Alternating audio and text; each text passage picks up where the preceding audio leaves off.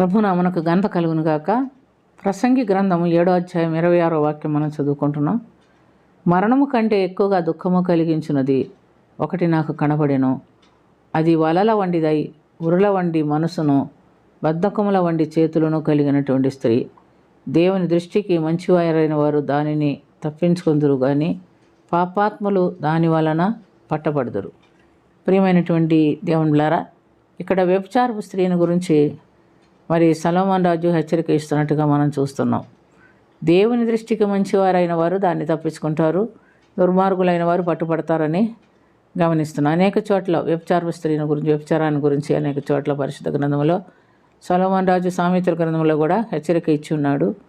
సామెతల గ్రంథం 23:27లో చూస్తే, వేశ్య లోతైన గొయ్య, పరస్త్రీ ఇరుకైన గుంట, దోచుకొనివాడు పొంచి ఉన్నట్టు అది పొంచి ఉండును, అది బహుమందిని విశ్వాసఘాతులుగా చేయును అని చూస్తున్నాం. అంత మటుకే కాదు, సామెతలు 7:24-27 వరకు కూడా, నా కుమారులారా చెవియొగ్గి నా నోటి మాటను ఆలకించుడి, జారస్త్రీ మార్గముల తట్టు నీ మనస్సు తొలగనీయకుము, దారి తప్పిన వారు నడుచు త్రోవలోనికి నువ్వు పోకుము, అది గాయపరిచి పడద్రోసిన వారు అనేకులు, అది చంపిన వారు లెక్కలేనంతమంది, దాని ఇల్లు పాతాళమునకు పోవు మార్గము, ఆ మార్గము మరణశాలలోనికి దిగిపోను అని చెప్తున్నారు. ఉదాహరణకు మనకు తెలుసు, ఇశ్రాయేలీయులకి న్యాయాధిపతిగా ఉండినటువంటి సంసోను గురించి మనం చూస్తున్నాం. సంసోను మనోహ దంపతులకు వాగ్దత్త పుత్రుడుగా దేవుడిచ్చాడు. అతడు పుట్టినది మొదలుకొని నార్జీరు చేయబడినవాడు అని దేవుడు సెలవిచ్చాడు. ఆ తల్లి గర్భంలో ఉన్నప్పుడు ద్రాక్షరసం కానీ దానికి సంబంధించిన ఏది కూడా నువ్వు తీసుకోకూడదు, వాడు దేవుని కొరకు జన్మించిన వాడని చెప్పి వాళ్ళు ఎంతో జాగ్రత్తగా ఆ బిడ్డని కని పెంచుతున్నట్టుగా మనం చూస్తున్నాం. అయితే ప్రియమైనటువంటి దేవులారా, ఆనాడు ఇశ్రాయేలీయులు ఫిలిష్తీయుల చేత బాధ పొందిన వారై ఉండి విడుదల కొరకు దేవుని సన్నిధిలో మొరపెట్టినప్పుడు దేవుడు ఇచ్చినటువంటి బిడ్డ ఇది.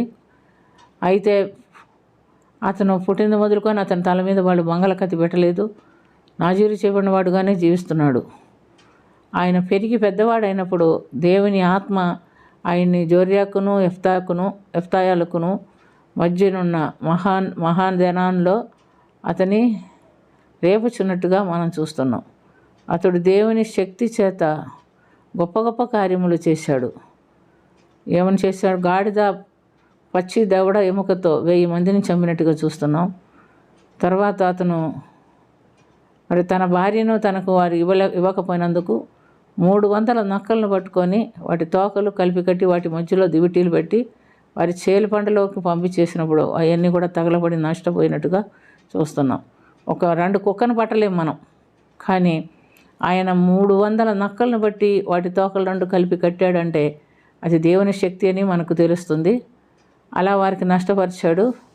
ఇన్ని గొప్ప కార్యాలు చేసినప్పటికీ అతని జీవితము మరి పాపం వైపు మళ్ళుతూ దేవుని దగ్గర నుంచి దూరం అయిపోతున్నట్టుగా చూస్తున్నాం. అతడు న్యాయాధిపతుల గ్రంథంలో మనం గమనించినప్పుడు 16వ అధ్యాయం 1వ వాక్యంలో ఏమంటే, అతను మరి వేశ్యోకతిని చూచెను అని చూస్తున్నాం. తర్వాత 4వ వాక్యంలో ఏమంటుంది, శర్యాకులో లోయలోనికి వెళ్ళి దెలీలా అని ఒక ఆమెతో స్నేహం చేస్తున్నట్టు చూస్తున్నాం. అక్కడే అతనికి పతనం వచ్చినట్టు గమనిస్తున్నాం. ఆమె అతన్ని లాలించి ఆయనలో ఉన్నటువంటి బలాన్ని కనుగొని ఫిలిష్తీయుల సర్దారులకు చెప్పినప్పుడు వారు అతని తల వెంట్రుకలు గొరిగించి అతని బలమైనవాడుగా చేసి అతన్ని మరి ఫిలిష్తీయుల చెరసాల్లో ఉంచాడు. ఆ చెరసాల్లో అతడు తిరగలి విసిరేవాడుగా ఉంటున్నట్టుగా చూస్తున్నాడు. కన్ను 2 ఓడదీయించాడు. చివరిలో మరలా దేవుని క్షమాపణ అడుక్కొని దేవుని శక్తి అడిగినప్పుడు దేవుడు ఆయనకు శక్తి ఇచ్చి ఆయన జీవితకాలం అంతా చంపిన వారికంటే ఎక్కువగా 3000 మందిని ఒకేసారి చంపి అతను కూడా వారితో కూడా చనిపోయినట్టు మనం చూస్తున్నాం. కాబట్టి ప్రియమైనటువంటి దేవులారా, ఎంతటి వారైనా మరి వ్యభిచారానికి పాల్పడితే దానిలో నుంచి తప్పించుకొని తిరగటం చాలా కష్టము. అందుకనే మరి ప్రసంగి అంటున్నాడు, మరణము కంటే ఎక్కువగా దుఃఖం కలిగించున్నది ఒకటి నాకు కనబడెను, అది వలల వంటిదై ఉరుల వంటి మనస్సును బద్ధకముల వంటి చేతులు కలిగిన స్త్రీ. దేవుని దృష్టికి మంచివారైన వారు దాన్ని తప్పించుకుందరు అని చెప్తున్నట్టుగా మనం చూస్తున్నాం. కాబట్టి ప్రియమైనటువంటి దేవులారా, అలాంటి మనస్సు చిన్న వయసు నుంచి అయినా మరి వృద్ధాప్యంలోనైనా ఎవరికి అలాంటి మనసులు రాకుండా దేవుని వైపు మన మనసు మళ్ళించుకొని జీవించడానికి మన బిడ్డలు నేర్పించాలా, మనము జీవించాలి.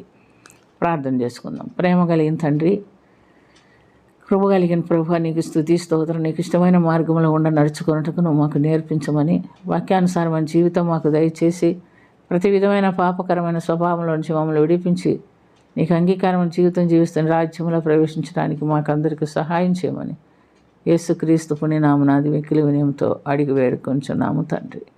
ఆమేన్.